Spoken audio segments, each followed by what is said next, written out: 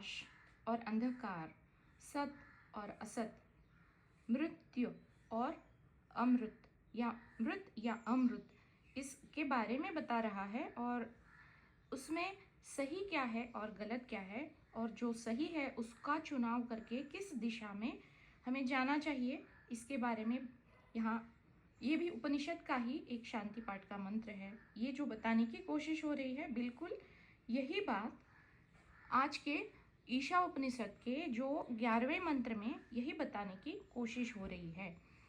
11वां मंत्र एक बार पढ़ देती हूँ। विद्यां च अविद्यां च यस्तत् वेद उभयं सह अविद्ययां मृत्युं तीर्त्वा विद्यया अमृतम अश्नुते।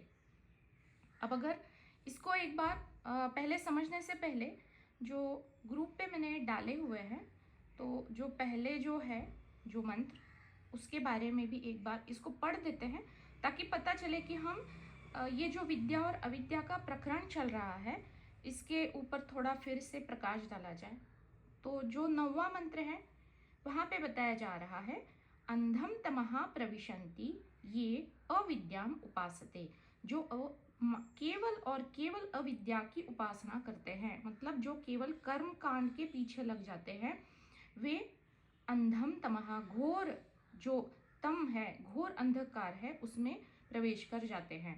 ततो भूय इवते तमो य उ विद्यायाम रतः, और जो विद्या में, जो उपासना में रत हो जाते हैं, वह ये लोग तो ये पहला वाला जो अविद्या की उपासना करने वाले हैं, उससे भी घोर घनतम अंधकार में प्रवेश कर जाते हैं। तो यहाँ पे केवल अविद्या यानी केवल कर्म की निंदा हो रही है। निंदा क्यों हो रही है? केवल कर्म नहीं करना चाहिए। और फिर बताया जा रहा है कि केवल विद्या की भी उपासना नहीं करनी चाहिए, क्योंकि अगर वो उसको जो पांडित्य या फिर ज्ञान का जो अहम पनप जाता है, उससे तो ये लोग गहन से भी गहनतम अंधकार में फंस जाते हैं। इसलिए ये दोनों को ना करते हुए, मतलब स्वतंत्र रूप से ना करते हुए, इन दोनों की उपासना या फिर इन दोनों का जो अवलंबन अपने जीवन में हमें करना चाहिए, वो दोनों के समन्वय से, यानी विद्या और अविद्या दोनों एक साथ, यानी जो भी कर्म हम कर रहे हैं तो उसके पीछे एक विद्या की भावना भी होनी चाहिए, और अविद्या यानी कर्म, तो कर्म तो हो ही रहा है, लेकिन वो श्रेष्ठ कर्म हो, उसके पीछे अवधारणा जो विचार है वो श्रेष्ठ विचार हो, ताकि जो अभी ज्ञान के अधिकारी नहीं बने हैं वो जल्द से जल्द ज्ञान के अधिकारी बन जाए। बस यही एक आशय है 9वें मंत्र में। अब इसी के बारे में 10वें मंत्र में भी हमने देखा, अन्यद एव आहुर विद्या अन्यद आहुर अविद्या। इसी बस यही बात है, और इसको श्रुति माँ बता रही है, इति शुश्रूम धीराणाम ये नस्तत् विचचक्षिरे। अब ये विचचक्षिरे और ये जो धीर पुरुष है, ये जो गुरुजन है जिनसे हमने ये सुना है गुरु शिष्य परंपरा के द्वारा, तो इसके ऊपर इसलिए हमें विश्वास करना चाहिए क्योंकि उपनिषद ही प्रमाण माने जाते हैं, वेद वाक्य प्रमाणम। और ये वेदों का जो अंतिम ज्ञान कांड है, इसका बताया हुआ ये मार्ग है। इसलिए जो अभी ज्ञान में प्रतिष्ठित नहीं हुए हैं, ऐसे अज्ञानी जनों को मात्र कर्म के लिए कर्म नहीं करना चाहिए, और मात्र विद्या के लिए या कोई भी उपासना केवल उपासना के लिए नहीं करनी चाहिए। तो उपासना के साथ कर्म भी और कर्म के साथ उपासना, दोनों का समन्वय एक साथ करते हुए हमारे जीवन में हमें आगे बढ़ना चाहिए। अब इसी को कोई इसको ऐसे ना समझ ले कि यहाँ पे कर्म की निंदा हो रही है और विद्या की निंदा हो रही है। तो ऐसा बताया जाता है कि जब वेदों में किसी की निंदा की जाती है तो उसको बिल्कुल किया नहीं जाता, निषेध वाक्य बोलने से वो निषेध यानी करना नहीं चाहिए। तो इस प्रकार से यहाँ पे निंदा नहीं हो रही है, क्योंकि कर्म भी और उपासना ये दोनों ही क्रम मुक्ति के भागी है। यानी जैसे प्रारब्ध अपने ढंग से परिपक्व होगा, तब जाके कर्म और उपासना ही सहायकारी बनेंगे मोक्ष या मुक्ति के लिए, क्योंकि उससे पहले जो भी विक्षेप है और मल है उसको हटाने का काम ये विद्या और अविद्या ही करेंगी। अब इसी के ऊपर फिर से एक बार जोर डाला जा रहा है 11वें मंत्र में। 11वां मंत्र हमें बता रहा है विद्याम च अविद्याम च यस्तत् वेद उभयम सह। उभय यानी दो, दोनों के सहित विद्या और अविद्या, इन दोनों का अनुष्ठान उभय दोनों को एक साथ करना चाहिए। और आगे बताते हैं अविद्याम मृत्युम तीर्त्वा विद्याम अमृतम अश्नुते। अब इसको थोड़ा सा अगर समझना है तो इसके एक बार हम जो अन्वयार्थ या फिर इसका जो शब्दों के जो अर्थ है इनको समझकर थोड़ा देखते हैं कि एक साथ इसके बारे में क्या बताने की यहाँ कोशिश हो रही है। पहला तो है अज्ञान, अविद्या और ज्ञान यानी उपासना, तो इन दोनों को एक साथ करना चाहिए, ये तो हुई बात। लेकिन अब हम अगर पहले 2-3 सत्र में हमने देखा है कि ये जो विद्या है ये माया की विद्या है, और जो ब्रह्म विद्या है या ब्रह्म ज्ञान है ये तो ज्ञान मार्ग है, ज्ञान कांड है। तो जब हम कर्म या उपासना जो भी हम कर रहे हैं या जो भी अपना रोज का जो आचरण है, अपना जीवन जी रहे हैं, उसमें अगर हम ज्ञान को लेके आ गए तो क्या होगा, मतलब यहाँ पे मोटा मोटी अगर देखा जाए तो 2 स्तर होते हैं, एक है आध्यात्मिक स्तर और एक है व्यावहारिक सत्ता। तो केवल व्यावहारिकता में नहीं फंसना चाहिए, वरना माया अपना डेरा डाल देगी। और केवल आध्यात्मिकता भी कुछ काम की नहीं, जो जीवन में केवल दुख दे और पीड़ा में सहते हुए इस जीवन को जीना कोई समझदारी की बात तो है नहीं। तो इसलिए इस दृष्टिकोण से अगर हम देखेंगे तो आध्यात्मिक सत्ता और व्यावहारिक सत्ता, इन दोनों के संतुलन पर ये मंत्र जोर दे रहा है। ये बताता है कि जो व्यक्ति इन दोनों को एक साथ जानता है, अब जानना क्या है, कर्म क्या है, फिर उपासना क्या है, वो क्यों मुझे करनी है, इन दोनों का अनुष्ठान मुझे एक साथ क्यों करना है, और ये दोनों एक साथ करने के उपरांत भी ये मात्र मुझे एक साधक के गुण ही प्रदान करेंगे। अगर मैं आगे चलते हुए ज्ञान में अगर कुछ भुला रहा हूँ, साधक के गुणों से थोड़ा दूर जा रहा हूँ, तो उन साधक के गुणों में मुझे पक्का स्थित होने के लिए ये विद्या और अविद्या दोनों लाभदायी है, और जिसका भी लाभ हमें हो उसका हमें इस्तेमाल बिल्कुल करना ही चाहिए। अब यहाँ पे बताया जा रहा है कि अविद्या से मृत्यु पर विजय प्राप्त करना संभव है और विद्या के माध्यम से अमृतत्व का आनंद लिया जा सकता है।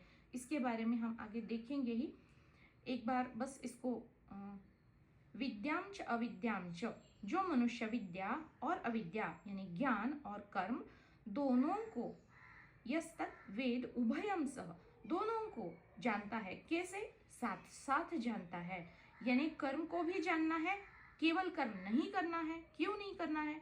फिर उपासना है, उपासना से क्या होता है, केवल उपासना क्यों नहीं करनी चाहिए, और इन दोनों का साथ साथ अनुष्ठान क्यों करना चाहिए, ऐसा जो साधक जानता है वह साधक अविद्या के द्वारा, अब ऐसा साधक जो दोनों को एक साथ जान भी रहा है और उसका जो उपयोगिता है वो अपने जीवन में ला भी रहा है, उसको अप्लाई भी कर रहा है अपने जीवन में, तो ऐसे साधक के लिए ये जो अविद्या यानी ये जो उसके सांसारिक कर्म है ये उसको मृत्यु से पार लेके जाते हैं।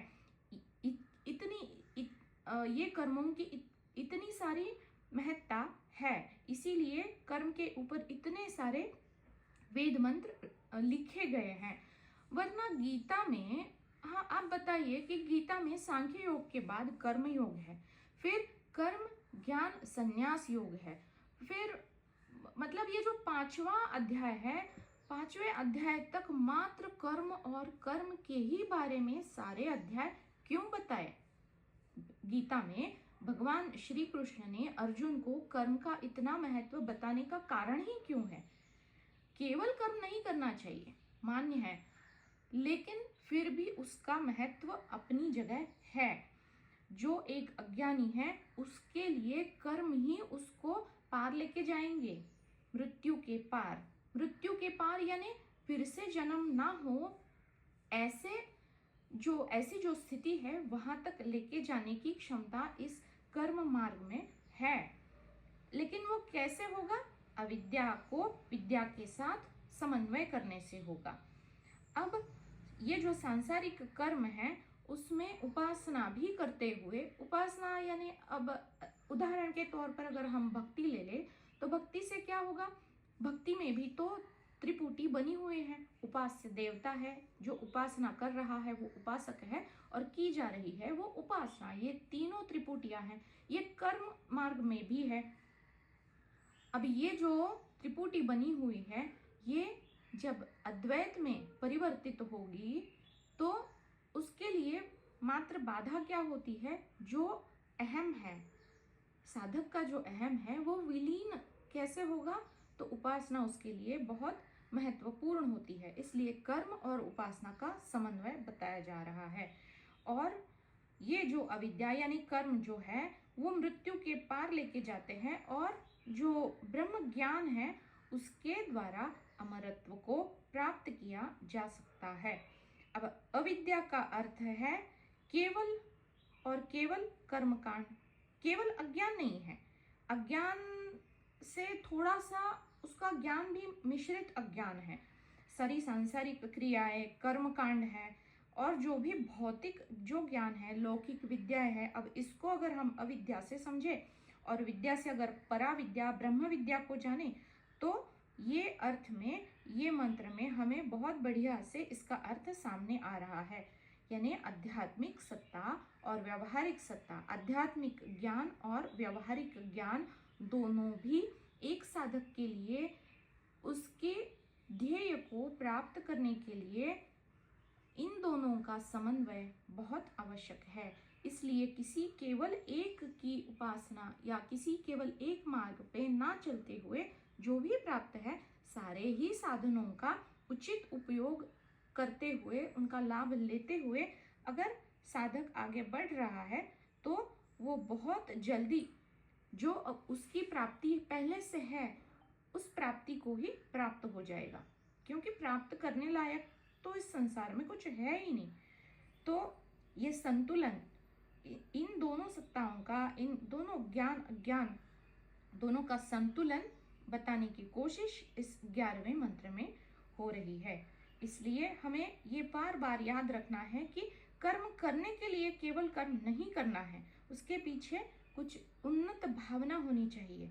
जो ज्ञान हमने पढ़ा है उसके स्मरण, उसका मात्र एक स्मरण और एक कोई भी अच्छी भावना रखते हुए जब ये कर्म घटित होता है, क्योंकि जो भी विचार हम मन में करते हैं, कितना भी हम मंगलकारी विचार करें कि भाई इसका ना बहुत भला हो जाए, लेकिन उसका भला हो इसके लिए जब तक ये जो देह बनी हुई है उस देह के माध्यम से कुछ क्रिया घटित नहीं होगी, तब तक वो जो मंगल भावना है वो चैनलाइज नहीं होगी। जब तक कर्म नहीं घटित होगा तो उसके पीछे मात्र भावना ही रह जाएगी, तो उसका जो फल है मल और विक्षेप को हटाने का, ये फल भी प्राप्त नहीं होगा जब तक कर्म नहीं घटित होगा। इसलिए कर्म का भी अपना महत्व अपनी जगह है। अब इसीलिए कर्म का उपासना के साथ समन्वय, उचित समन्वय करके जो अपूर्ण, जो अज्ञान की वजह से जो जीव खुद को अपूर्ण मान रहा है, मृत्यु के भय में जी रहा है, इस मृत्यु के भय को, इस अज्ञान को दूर करने के लिए कर्म ही आवश्यक है। लेकिन केवल कर्म बिल्कुल नहीं, अब उसको ज्ञान की भी आवश्यकता है, क्योंकि परम सत्य जो है, जो अमृत तत्व है, जो अमरता है, उसको जानने के लिए ज्ञान ही अनिवार्य है।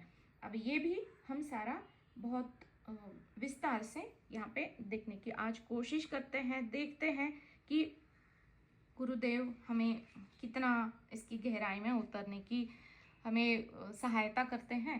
तो अब जैसे कि यहाँ पे निंदा हो रही है, केवल कर्म नहीं, केवल उपासना नहीं। क्यों नहीं? क्योंकि अहंकार की पुष्टि होगी। अगर अहंकार की पुष्टि होगी तो अधोगति की पूरी पूरी संभावना है। अभी तो हम पढ़ के आए हैं, अंधम तमहा प्रविशन्ति। ये जो घोर अंधेरा है तमस का, उसमें अगर एक बार घिर जाए तो असुर्या नाम ते लोकाहा। अब ये असुर्या नाम का जो लोक है, जहाँ पे प्रकाश है ही नहीं, ऐसे अज्ञान से घिरे लोक में जाने कितने जन्म। अहंकार की वजह से जीव फंस जाएगा। और अगर अच्छे भाव से भी कर्म हो रहे हैं लेकिन मैं पना से हो रहे हैं तो पुण्य संचित होंगे। पुण्य को की प्राप्ति के लिए ऊपरी लोक है, वहां पे भी जाके फंस जाना उस जीव को ये भी घटित होगा। वहां पे भी केवल भोग के ही लोग हैं। देवलोक क्या है? इंद्र के बारे में हम जानते हैं, उसको भी कितना अहम हो जाता है, वो भी कितना भोग लालसा में फंस जाता है। फिर उसको कितने सारे श्राप भी मिले हैं, कितने ऋषियों ने उसको दंडित भी किया है।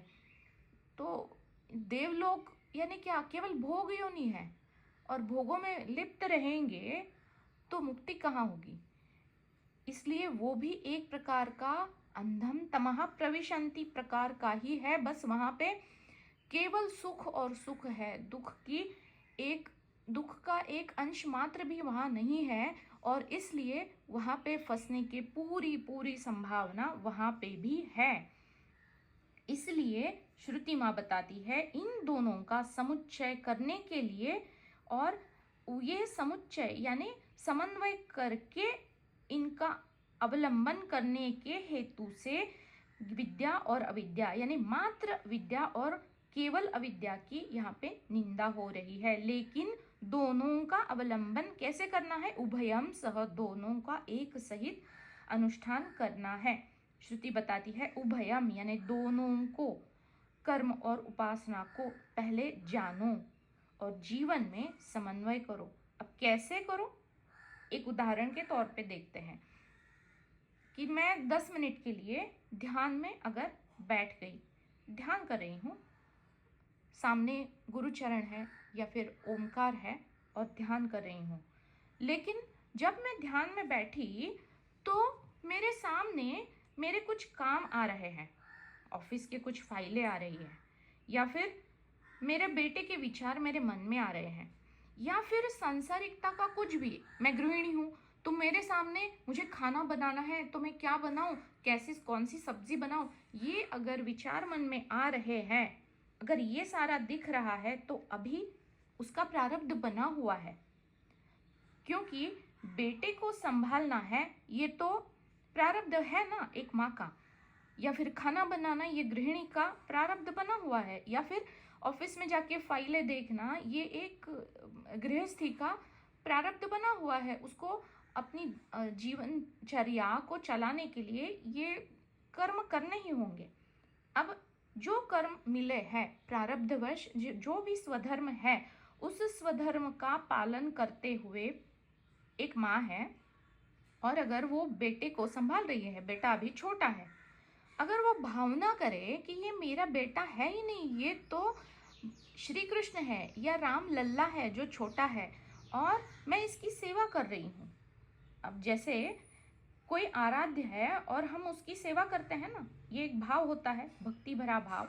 तो जो भी हम कार्य कर रहे हैं, अगर वो भाव से हो या फिर भक्ति से हो, जो भी काम कर रहे हैं, तो उसके पीछे अब जो गृहस्थी है वो काम कर रहा है, तो वो ऑफिस जो है वो ऑफिस किसी के सेवा में लगा हुआ है, तो एक प्रकार से वहाँ पे समाज की सेवा हो रही है। अगर ये भाव मन में रखते हुए जो भी हमारे रोजमर्रा के कार्य है वो हम करेंगे तो हो गई ना, कर्म और उपासना दोनों का समन्वय हो गया। बस इसका स्मरण मात्र रखना है, इसका स्मरण रखते हुए जो करना है करो, ये बताने की शायद कोशिश हो रही है यहाँ पे इस श्रुति के इस मंत्र में। तो गृहिणी का मन अगर किचन में है तो वहां पे अन्नपूर्णा है ना, उसकी उपासना करो। बहुत सारे अलग अलग माध्यम और अलग अलग देवताएं क्यों बनाई हुई है, तो उनका उपयोग करने के लिए ही है। भावना केवल करनी है, ना कि किसी अन्नपूर्णा के मंदिर को ढूंढना है और वहां पे जाके पूजा अर्चना करनी है। जो कार्य कर रहे हैं उसके पीछे बस मन में एक भावना, एक ख्याल लाना है बस।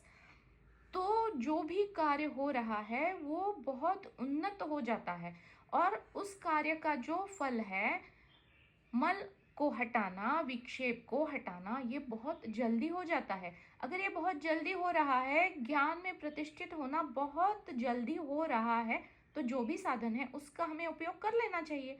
उसमें कोई हानि तो बिल्कुल है ही नहीं। तो इस भाव से जब हम इसके बारे में देखेंगे, सोचेंगे, इसका प्रयोग करेंगे, तब जाके इसकी प्रचीति हमें जरूर होगी, क्योंकि ये श्रुति के वचन हैं। कर्म वही करना है, कर्म को छोड़ना बिल्कुल नहीं है। जो अब तक करते आ रहे हैं वही चलेगा, जीवन कुछ बदलेगा नहीं। लेकिन हर कर्म के पीछे एक भावना रखनी है कि मैं आराध्य की सेवा या फिर आराधना कर रहा हूँ, या फिर सेवा भाव। अब हर एक का चित्त अलग अलग है, संस्कार अलग अलग है, तो हर एक की भावना भी अलग होगी। लेकिन अगर इससे उस जीव के विकास की गति तेज हो रही है, अब जैसे गुरुदेव बताते हैं कि विकास की गति तेज हो जाएगी। ये तेज होना यानी क्या है? ये जो शुद्धिकरण प्रक्रिया है, मल और विक्षेप को हटाने की, ये शुद्धिकरण की प्रक्रिया बहुत जल्दी से जल्दी घटित होगी। ये भाव केवल रखते हुए जब हम कर्म करेंगे, बस इसका स्मरण रखना है और अपना जो भी कार्य है वो बस करते रहना है। अब इसी को गीता के 3 अध्याय में भगवान कहते हैं, योगिनः कर्म कुर्वन्ति संगम त्यक्त्वा आत्मशुद्धये। जो योगी जन है वो कर्म करते हैं, योगिनः कर्म कुर्वन्ति। कैसे कर्म करते हैं? संगम त्यक्त्वा। ये संग किसका है? फल का जो संग है, उस संग को त्याग कर, मुझे फल की अपेक्षा नहीं है भगवान, ये फल तेरा है, जो तू देगा उसमें मैं खुश हूँ। या फिर संगम त्यक्त्वा, ये संग किसका है? कर्तेपना का, मैं कर्ता बना हुआ हूँ, ये भावना जो है, इस भावना को त्याग कर जो कर्म करते हैं, योगिनः कर्म कुर्वन्ति संगम त्यक्त्वा। अब इस प्रकार से कर्म करने से श्री कृष्ण जी बताते हैं आत्मशुद्धये, इससे आत्मशुद्धि बहुत जल्दी हो जाती है। क्यों? क्योंकि जो फल है, जो भी आएगा, वो मात्र संसार का, अपने प्रपंच का ही कोई फल होगा। उसमें अगर दृष्टि ना ही करे और केवल जो उसका जो उन्नत फल है, कर्म करने का जो अंतिम जो लक्ष्य है, उस पे ध्यान रखते हुए अगर कर्म हो रहा है, फल की अपेक्षा ना रखते हुए, तो आत्मशुद्धि बहुत जल्दी हो जाती है। जितने भी विक्षेप है, जो भी बाधाएं हैं, बहुत जल्दी पार कर लेता है वो जीव। अब इसी में 3 ही अध्याय में भगवान बता रहे हैं, कुर्वन् एव इह कर्माणि जिजीविषेत शतम समाह। जो यहाँ पे बता रहे हैं यही ईशावास्योपनिषद में भी बताया गया कि जिजीविषेत शतम समाह, 100 बरस तक ये जो सम है, बीच वाली सम, ना उसमें अच्छा या बुरा कोई भी फल अपेक्षा ही नहीं है, ना करतेपना है। इस प्रकार से कर्म करना यही एकमात्र साधन है जीव को तर जाने के लिए इस मृत्यु लोक से। एवं त्वयि न अन्यथा अस्ति, दूसरा मार्ग है ही नहीं। अब किसी को लगेगा कि अगर मैं कर्म करूंगा तो फिर कर्म बंधन में फंस जाऊंगा ना, लेकिन वहीं पे श्रुति माँ बता रही है, न कर्म लिप्यते नरे, किसी बंधन में बांधने की क्षमता कर्म में है ही नहीं। क्यों नहीं है? कर्म यानी कुछ शुरू होना और शुरू होने के बाद उसकी समाप्ति भी है। तो कर्म कैसा है? क्षणभंगुर है, नश्वर है। लेकिन मैं कैसे हूँ? मैं तो नित्य हूँ, मैं शाश्वत हूँ और मैं अकर्ता हूँ। ये तो ज्ञान मार्ग में सब जानते हैं। तो अगर मैं अकर्ता हूँ, मैं शाश्वत हूँ, तो ये जो क्षणभंगुर वाले, ये जो नश्वर कर्म है, वो मुझे कैसे मान सकते हैं? एक सिंपल सा प्रश्न है और उसका उत्तर भी बहुत सीधा है। तो इस ज्ञान में स्थित रहते हुए अगर कोई भी कर्म हो रहा है तो वो कर्म कैसे बांध पाएगा उस जीव को? उस कर्म में वो क्षमता है ही नहीं। न कर्म लिप्यते नरे। लेकिन श्रुति माता बता रही है कि उसके लिए मतलब वो कर्म ने हमें किसी भी बंधन में लिपायमान, कर्म का लेप ना हमें हो, इसके लिए उस कर्म को और उस कर्म के पीछे का जो बोध है उसको हमें जानना होगा। जो कर्म के पीछे का जो कारण है, जिसके कारण के प्रभाव से वो कार्य घटित हो रहा है, सब कुछ अपने आप हो रहा है, तो वो कारण को भी जानना होगा। और कर्म करते वक्त हम किस भाव से वो कर्म कर रहे हैं ये भी बहुत मायने रखता है। क्या उस कर्म करते वक्त अगर किसी ने मुझसे पैसे मांगे तो दो भावनाएं हैं। एक तो मैंने उसको दिए हैं तो उसके पास जब पैसे वापस आएंगे तो वो मुझे लौटा देगा, ये भावना है, यानी पैसे वापस मिलने की अपेक्षा है, जो कोई गलत बात है नहीं। लेकिन अगर उसने वापस नहीं किए और अगर ये विचार उठे कि भाई ये कुछ ऋणानुबंध था और उसने उसी कारण मुझसे ही क्यों पैसे मांगे, किसी दूसरे से क्यों नहीं मांगे, और अब वो वापस नहीं कर रहा है, इसका मतलब मैंने उसका कोई ऋण चुकता करना बाकी था। तो चलो हो गया, काम निपट गया, बंधन छूट गया, ये भाव है। तो देखिए वहां पे कोई बंधन नहीं शेष रहा। अब अगर ये ऋणानुबंध पिछले जन्म का है भी नहीं, चलो मान लिया कि वो कारण है नहीं, उसने खुद से नया कर्म उत्पन्न किया है कि पैसे ना लौटाने का, तो फंसेगा कौन? जो जीव है वो फंसेगा। लेकिन मैं फंसूंगा क्या? बिल्कुल नहीं फंसूंगा। कुछ लौकिक अपेक्षा, कोई फल की अपेक्षा है ही नहीं। तो जब कोई अनुचित घटना हो जाती है तो ये जो कर्म है और उसके पीछे का जो कारण है, कार्य और कारण या फिर कार्य और प्रभाव को अगर हम जानने की कोशिश करते हुए उसकी तरफ देखेंगे या करेंगे तो वो कर्म उसमें लिपायमान करने की क्षमता है ही नहीं। अब ये जो दृष्टि है, ये जो देखना है, यही तो ज्ञान है। और ये जो दृष्टि है, ये जो उन्नत भाव से देखना, ये बहुत मायने रखता है। क्यों?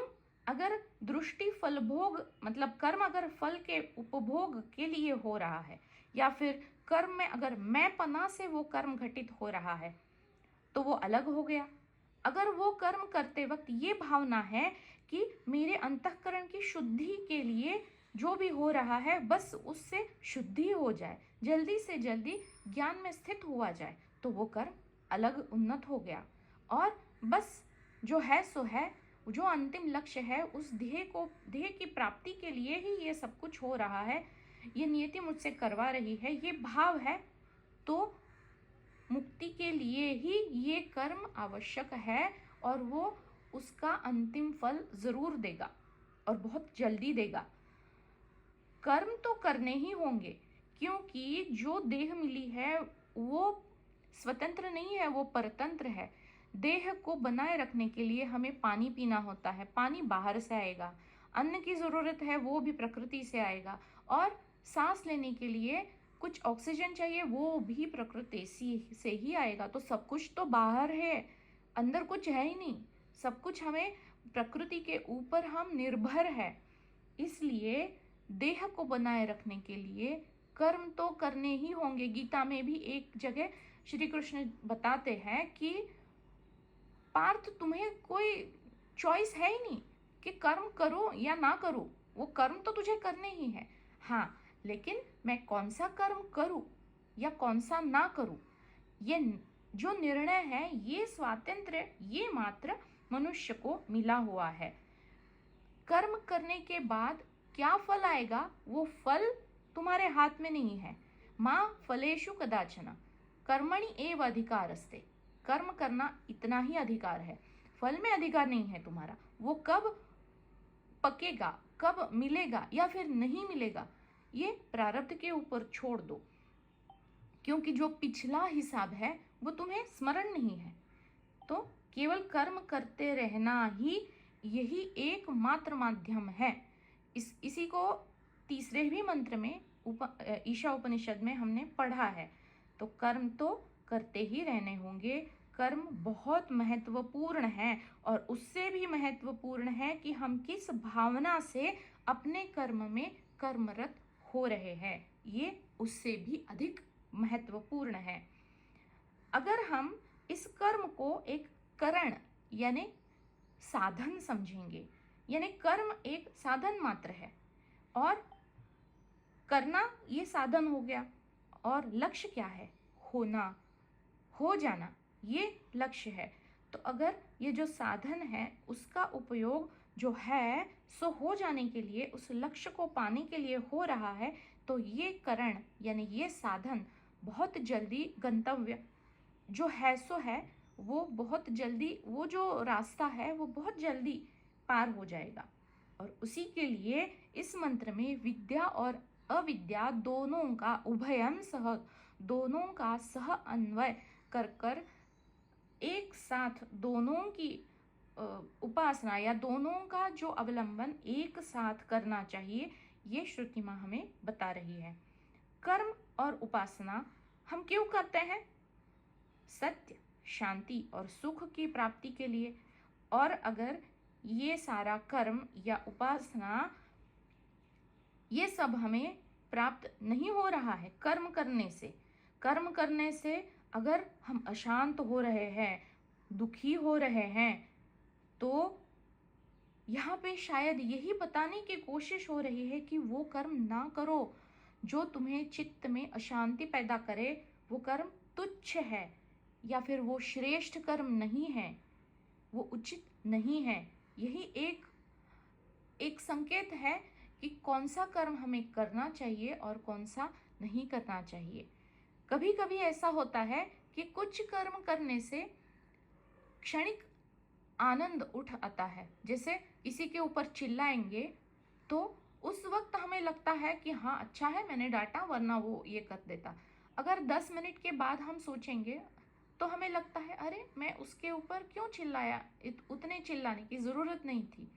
अब अगर यहाँ पे मोह है, वो जो एक श्लोक है ना, क्रोधात भवति सम्मोहा सम्मोहात स्मृति विभ्रमा, अगर इतना क्रोध है कि वो स्मृति पे भी हावी हो रहा है और स्मरण ही नहीं है कि मैं क्या हूँ, क्या कर रहा हूँ, तो वो विनाश की तरफ ही लेके जा रहा है। अगर ये संतुलन नहीं है, ये नियंत्रण नहीं है, तो धीरे धीरे ये जो मुड़ाव है या फिर ये जो बदलाव है, ये तो एक साधक को अपने भीतर खुद ही लाना होगा और गुरु कृपा उसी के लिए फिर काम भी करती है, अगर उसका लक्ष्य उचित है तो।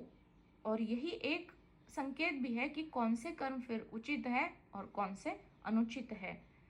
तो ये खुद के भीतर झांक कर ही, जहाँ पे सुख और शांति की अनुभूति नहीं है, वो कर्म फिर उचित नहीं है। तो कौन से कर्म करने चाहिए? जो स्वधर्म के अनुसार, जो मेरा जन्म जिस भी कुल में, जिस भी जाति में, जिस भी, तो जो मुझे स्वाभाविक रूप से मिला हुआ है, वो स्वधर्म, उसका आचरण वही उचित है मैं के लिए, हर जीव के लिए, और उसी के अनुसार उसने आचरण करना चाहिए। अब अगर हम इस कर्म को एकदम से ज्ञान से अगर जोड़ेंगे और जो ज्ञान है उसमें स्थित होते हुए हम कर्म का आचरण करते रहेंगे, तो उसके बारे में भी गीता में 3 ही अध्याय में भगवान बताते हैं, सर्व कर्माखिलम पार्थ ज्ञाने परिसमाप्यते। जितने भी सारे कर्म हैं, अखिल मतलब सारे कर्म, हे पार्थ, अगर तुम ज्ञान में अवस्थित होके करोगे तो ज्ञाने परिसमाप्यते, ज्ञान में स्थित होके सारे कर्म समाप्त ही हो जाएंगे तुम्हारे लिए। क्यों? ज्ञानाग्नि दग्ध कर्माणि, ज्ञान से सारे कर्म दग्ध हो जाते हैं। अब कैसे दग्ध हो जाते हैं? कर्म यानी क्या? कुछ ना कुछ बंधन है ना, वरना कर्म क्यों करने होंगे? कर्म के कई बंधनों को छुड़ाने के लिए कर्म करने हैं। बंधन कैसा है? जिस प्रकार से कर्म घटित हुआ है उस प्रकार का बंधन है। और उल्टी दिशा में उसको सुलझाने की कोशिश हो रही है, इसलिए कर्म हो रहे हैं।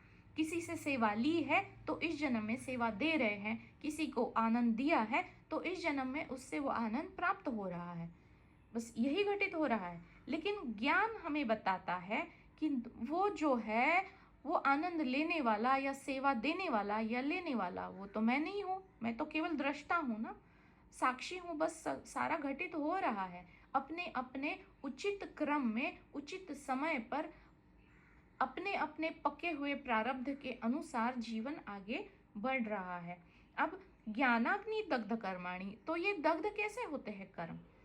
बंधन है तो रस्सी से बांधते हैं ना, अगर वो रस्सी ही जल गई तो लगता है कि वो जो गांठ है वो रस्सी की बनी हुई है, लेकिन वो तो राख की बन गई ना, तो अगर उस राख को हम छुएंगे तो वो मिट्टी बन जाएगी, उसमें कोई वो गांठ या फिर वो जो उसका जो आकार बना हुआ है वो बस दिखेगा लेकिन होगा नहीं।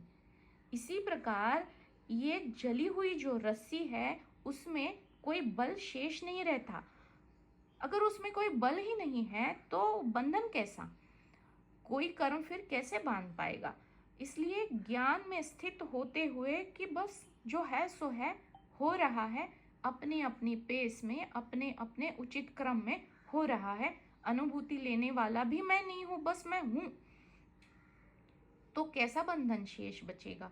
कुछ भी नहीं बचेगा। अब इसी को विद्या और अविद्या का समन्वय, अगर हम कर्म और ज्ञान का समन्वय करेंगे तो कर्म को समझने की कोशिश हो रही है ना, जो हो रहा है, तो अगर तो कर्म जब होते हैं तो दो प्रकार के हैं, एक है सकाम कर्म और दूसरा है निष्काम कर्म। जो सकाम कर्म है उसमें कुछ कामना है कि भाई ये कर्म करूंगा तो कुछ ना कुछ, ठीक है अभी नहीं मिलेगा लेकिन जब मिलेगा सो मिलेगा, कुछ ना कुछ कामना शेष है। लेकिन जान लिया, कर्म के विज्ञान को जान लिया, ज्ञान में स्थित हुए कर्म हो रहा है, निष्काम भाव से हो रहा है, तो कोई कामना नहीं रही, अकाम होकर कर्म हो रहा है, कामना रहित तो होकर कर्म हो रहा है, या फिर कर्म इस प्रकार से हो रहा है कि कर्म बस हो रहा है, उसके जो भी उस कर्म का जो भी फल आएगा उसकी कोई अपेक्षा नहीं, यानी अपेक्षा रहित होकर कर्म हो रहा है। तो क्या हुआ? कर्म तो हो रहा है लेकिन करने वाला कहाँ बचा?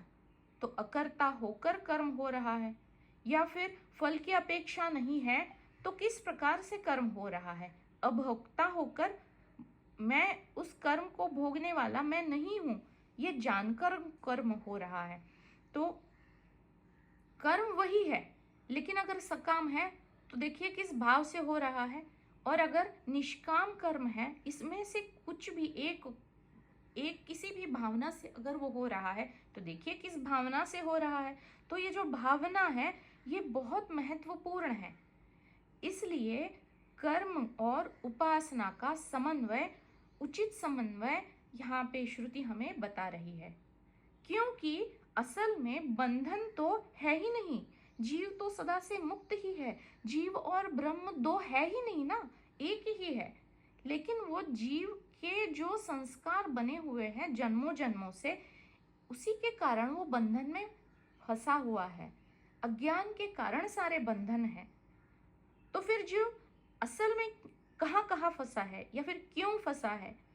मैंपना में कुछ कर्म हुए हैं, किसी को कुछ आहत किया हुआ है, कुछ बहुत ही कुछ मैंपना से दिया हुआ है, तो मैंपना से अच्छा कुछ दिया भी है ना, तो उसको भी शेष करना बाकी है, अच्छा अच्छा भोगना बाकी है, या फिर बुरा किया है तो बुरा भी भोगना बाकी है। अगर जीव भाव से हुआ है तो जीव ही तो भोगेगा। तो जीव यानी क्या? उस शरीर के माध्यम से जो अंतःकरण की जो स्मृतियां है उसी को निशेष करने की कोशिश हो रही है, इसीलिए तो सारे अनुभव मानसिक बताते हैं ना गुरुजी। लेकिन फिर भी मैं मन भी तो नहीं हूँ, मनोबुद्धि अहंकार चित्तानि नाहम, चित्त यानी अंतःकरण है, वो भी तो मैं नहीं हूँ, लेकिन वो करण बना हुआ है ना, अंतःकरण बनते हैं वो बोलते हैं ना संस्कृत में, तो वो साधन बना हुआ है। मैं अगर जीवपना में फंसा हुआ हूँ तो उस जीवपना से निकलने के लिए, या फिर जो मैं हूँ, जो मेरा स्वरूप है, उस स्वरूप को प्राप्त होने, मतलब जो पहले से है, कुछ प्राप्त की जैसी कुछ बात है नहीं, लेकिन ये संस्कार धीरे धीरे ही मिटते हैं। इसलिए मनुष्य के जीवन में कर्म और उपासना बहुत आवश्यक है। प्रारब्ध अभी शेष है, जीवन अभी शेष है, तो इस प्रकार से इस भावना भरित भाव से कर्म हो रहा है, लेकिन उसके पीछे भाव क्या है, ज्ञान में स्थित होते हुए अगर वो कर्म हो रहा है तो फिर बंधन तो है ही नहीं। लेकिन अगर माया है, अपना डेरा डाल ही देती है वो, तो कहीं ना कहीं कुछ सूक्ष्म रूप से अगर कुछ आ ही जाता है, अपने आप कुछ उठाती है कामना, और उसमें मैंपना बन जाता है ना, तो वो कर्म जो है, वो ये जो कर्म की गति है उसको जानना, कर्म की गति न्यारी संतो, ये जो मीराबाई का भजन है उसमें बहुत गहराई से उन्होंने बताया हुआ है कि वो जो गति है वो ना जानते हुए कर्म हो जाता है, वो जीव के बस में भी नहीं होता, उसको नहीं करना होता, लेकिन वो हो जाता है। क्यों हो जाता है? वो प्रारब्ध शेष है ना, उसके कारण हो जाता है। अगर कर्म के जाल में फंसा है कोई जीव, और अगर उसे निशेष, उस जाल से बाहर निकलना है, तो निशेष होने के लिए, उसको तर जाने के लिए मात्र कर्म मार्ग ही तो है बचा हुआ। तो उस कर्म को निशेष होने के लिए, मतलब उससे बाहर निकलने के लिए, शुद्धिकरण के लिए और लक्ष्य को साधने के दिशा में, या फिर इस भाव में रहते हुए अगर कर्म हो रहे हैं, तो वो कर्म उन्नत दिशा में लेके जाएंगे, कर्म के जाल से निकल कर ही उस जीव को छोड़ेंगे। इसीलिए तो ईशा उपनिषद, अब आगे के जितने भी मंत्र हैं वो सारे ही मतलब एक अज्ञानी के लिए है, ज्ञान के आगे कोई मंत्र है नहीं। तो इसको कैसे हम पढ़ेंगे, क्योंकि वो ज्ञान का सारा जो है उसका विज्ञान समझने के बाद इस अज्ञान के बारे में इतना क्या जानने का शेष रहेगा। तो लेकिन है तो उपनिषद के मंत्र ना, तो क्या कोशिश हो रही है, इसको थोड़ा विचार करना, ये भी एक एक टास्क है, या फिर एक क्या कहेंगे, एक चैलेंज है। तो इसी के लिए, लेकिन है तो सब कुछ यहीं पे है। एक जो पहला उपनिषद है, इसके ऊपर जितने भाष्य और जितनी सारी टीकाएं लिखी गई है, किसी के ऊपर नहीं लिखी गई है।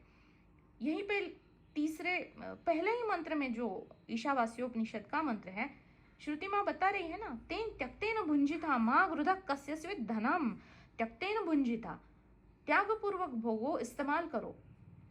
गीता में भी यही बता रहे हैं, यज्ञ शिष्टाशिनः संतो मुच्यन्ते सर्व किल्बिषैहि।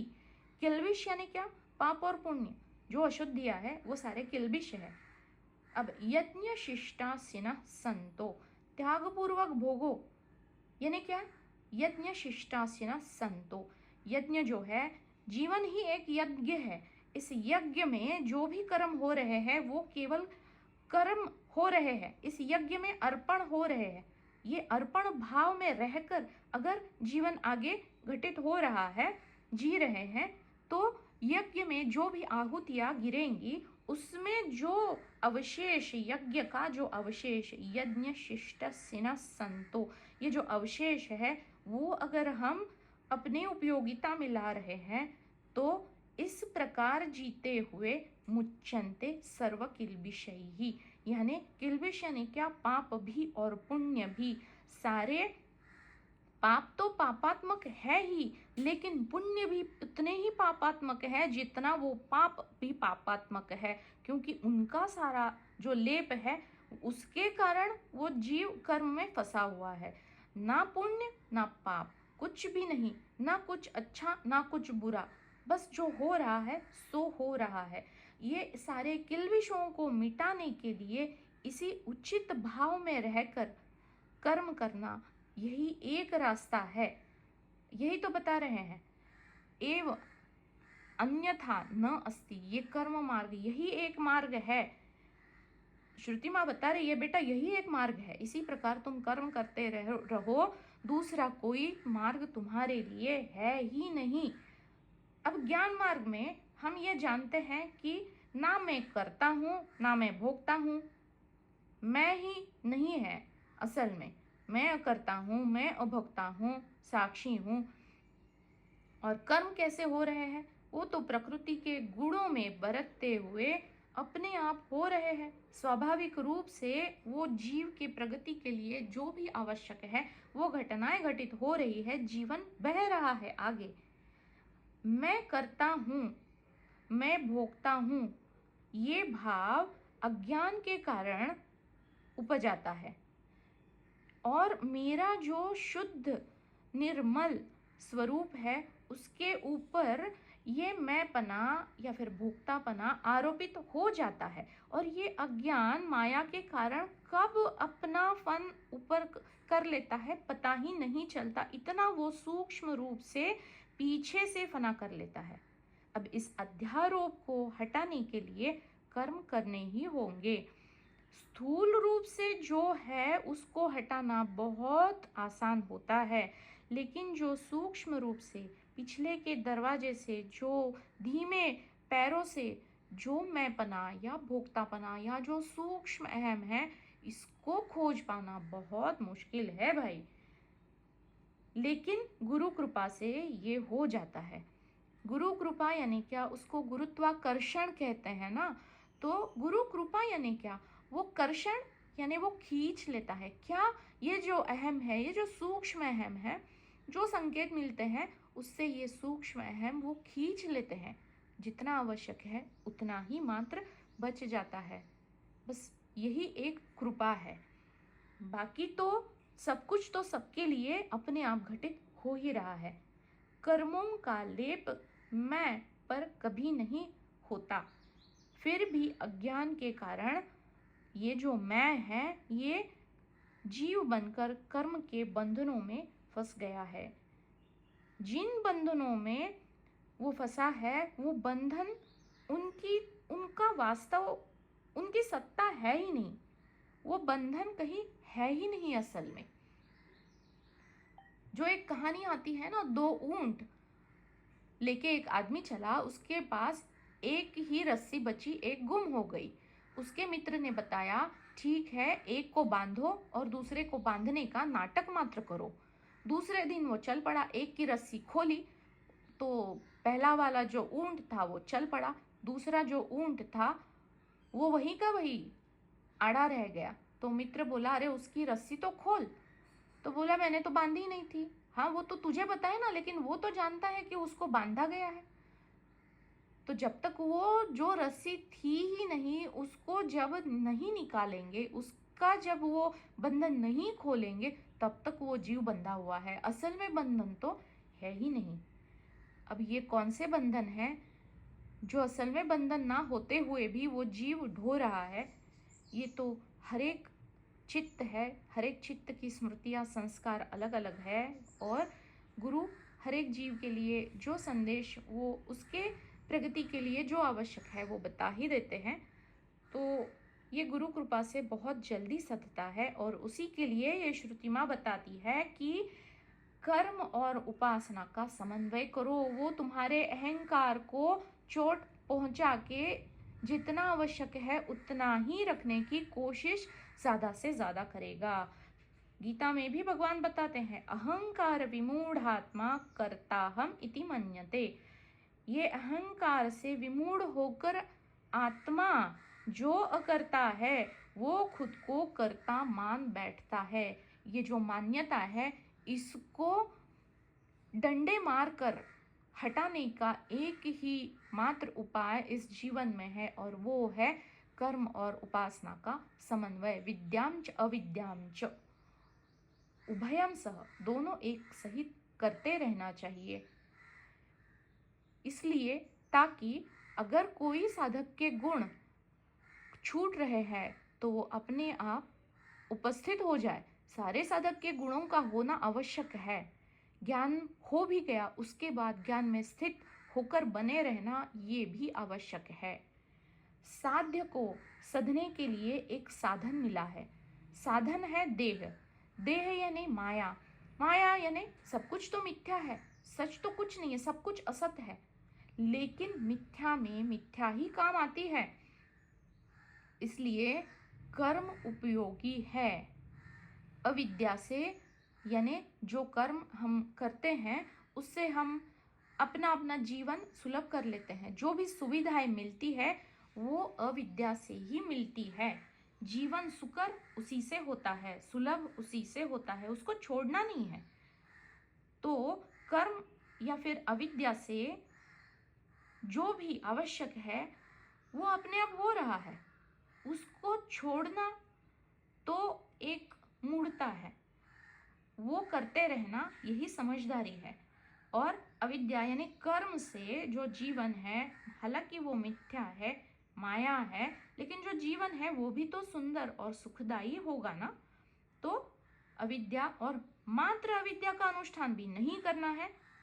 अगर उसमें हम जो ज्ञान मिला है, जो ब्रह्म विद्या है, जो एक वो परम जो तत्व है, उस ज्ञान में स्थित होकर एक उन्नत दृष्टि से जब हम इसका अनुष्ठान कर्म का या फिर अपने जीवन में बरतने की कोशिश करते हैं, तो ये जो ब्रह्म यानी जो अमृतमयी ब्रह्म है, उसकी प्राप्ति वहां पे हो ना, क्योंकि वो स्मरण मात्र है ना, उसका स्मरण जहां जहां है उसकी प्राप्ति वही है।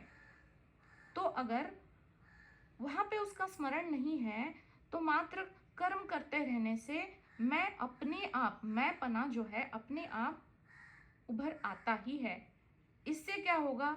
जीवन दुखमय होगा, जीवन में व्याधिग्रस्तता या फिर पीड़ा से भरा जीवन होगा, जो एक नरक के समान होगा। कर्म स्वधर्म के रास्ते से करेंगे, अर्थार्जन आवश्यक है। तो जो कर्म घटित हो रहे हैं उसमें इस ज्ञान को जोड़कर अहम को डंडे मारते हुए करते रहने से जो जीवन मिला है, हालांकि वो मिथ्या है, माया है, सब कुछ पता है, वो जीवन भी स्वर्ग बन सकता है। कहीं एक जगह पे भगवान जब श्री पार्थ को बताते हैं कि अगर तू ये नहीं करेगा तो तेरा जीवन भी नरक समान हो जाएगा। और जिन लोगों का जीवन ही इतना नरक समान है, जिनका अपर इतना खराब है, तो उनकी जो पर की यात्रा है उसके बारे में तुझे मैं क्या बताऊं। तो गीता में भी यही बात कही जा रही है कि पहले अपना जीवन सुधारो, फिर इस जीवन से, इस मृत्यु से तरकर जाकर जो मृत्यु से परे जो है वहां का हम बाद में सोचेंगे, अभी यहाँ का। तो ये कैसे संभव होगा? इन दोनों के समन्वय से ही तो होगा। कर्म और उपासना को इतना कनिष्ठ और इतना कम महत्वपूर्ण भी नहीं समझना चाहिए, क्योंकि ये क्रम मुक्ति के भागी है।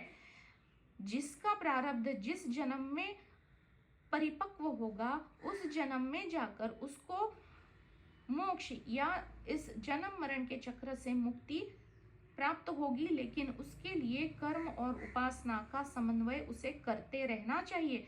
क्रम मुक्ति तभी संभव है।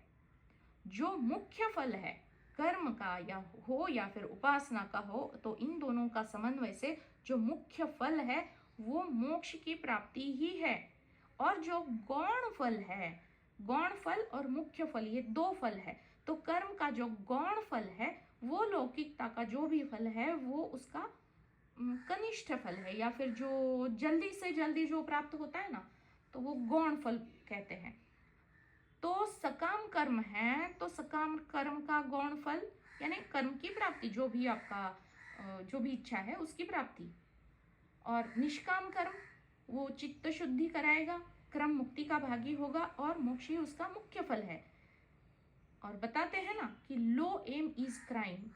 अगर कोई होशियार बच्चा है, बहुत बुद्धिमान है, तो उसके सामने उसके जो शिक्षक गण हैं वो बताते हैं कि तुम्हें 100 में से 100 अंक लाने हैं, ये उसका ध्येय होना चाहिए।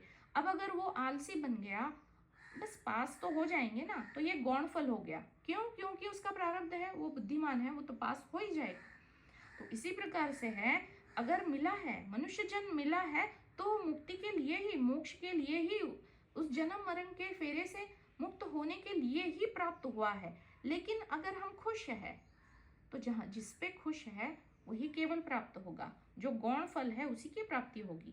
तो ये हर एक जीव के ऊपर है, सब कुछ तो वेदों में बताया गया है, लेकिन उस जीव की जो इच्छा है उसी के अनुसार वो गौण फल या मुख्य फल, वो जिसका भागीदार, हकदार जिसका होगा, उसी के हक में वो उसका फल उसे प्राप्त भी होगा। यही बात उपासना के बारे में भी लागू होती है। अगर उपासना सकाम उपासना है तो वो गौण फल देगी, यानी क्या, देवलोक की प्राप्ति या फिर सिद्धियां जो उन्नति के मार्ग में अपने आप प्राप्त हो ही जाती है। लेकिन वहां पे धोखा है, अहम का पुष्ट होना संभव है, सिद्धियां है तो ये अपने आप हो जाता है। अब इसका फल क्या आएगा? संसार का फल ही तो प्राप्त होगा।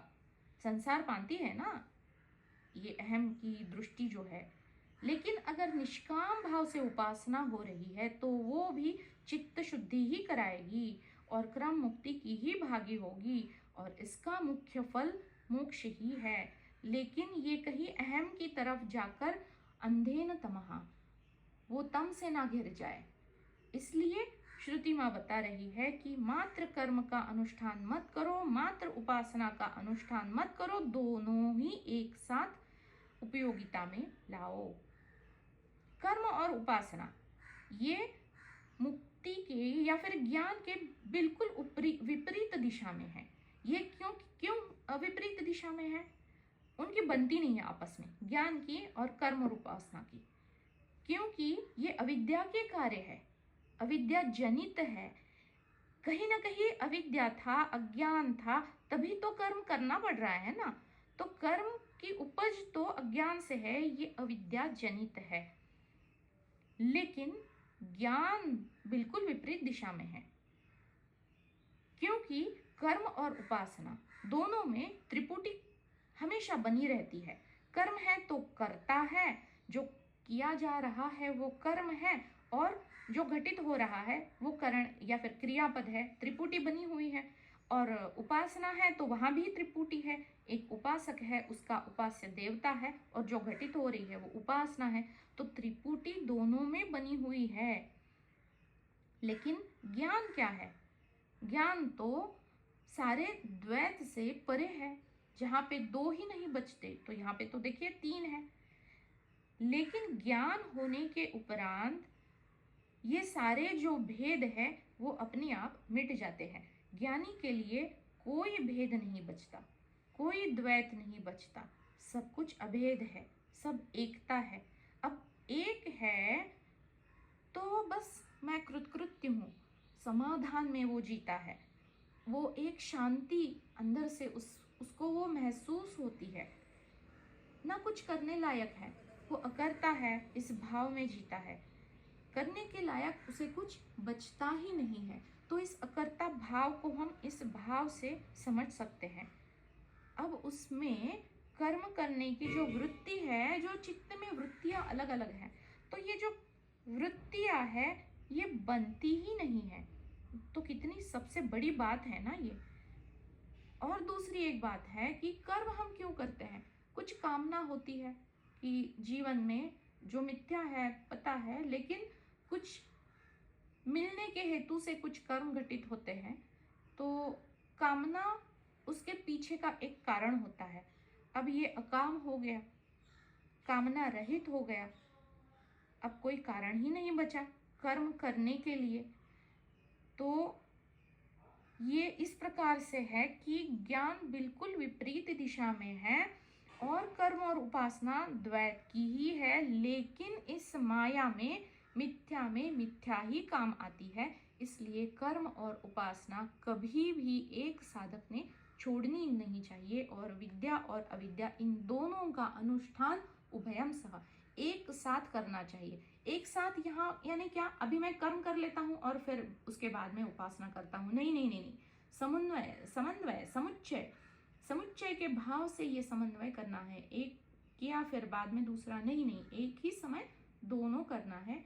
ये यहाँ पे बताने की कोशिश हो रही है। और अब अगला मंत्र होगा कि जैसे व्यष्टि और समष्टि को हम जानते हैं, तो जो भीतर है वही बाहर है। ये एक दृष्टि रखते हुए अब आगे के जो मंत्र आएंगे तो इसके ऊपर हम सब तब तक के लिए भी चिंतन कर सकते हैं। व्यष्टि और समष्टि या फिर व्याकृत और अव्याकृत जिसे कहते हैं शास्त्रों की भाषा में। व्याकृत यानी जो हमें दिख रहा है, जो स्थूल में है वो, और जो सूक्ष्म है वो अव्याकृत है। तो उस दृष्टि से, उस परिप्रेक्ष्य से अब आगे के कुछ मंत्र हैं। हालांकि सब कुछ ये माया और विद्या अविद्या से ही जुड़े हुए हैं, अज्ञानी साधक के लिए ही है। तो मुझे भी एक चैलेंज जैसा है कि इसको ज्ञान के दृष्टिकोण से कैसे देखेंगे, लेकिन कोशिश करूँगी। तो पहले तो जो है जैसा है उसको वैसा समझने की कोशिश करते हैं, फिर एक ज्ञान की दृष्टि से उसको समझने की कोशिश करते हैं। और अब आज के लिए जिस मंत्र से हमने आरंभ किया था, जो 11वें मंत्र में बताने की कोशिश हो रही है, जो दूसरी जगह एक उपनिषद का ही मंत्र है, उसी मंत्र से हम समापन करते हैं। ओम असतो मा सद्गमय तमसो मा ज्योतिर्गमय मृत्युर्मा अमृतं गमय। ओम शांति शांति शांति।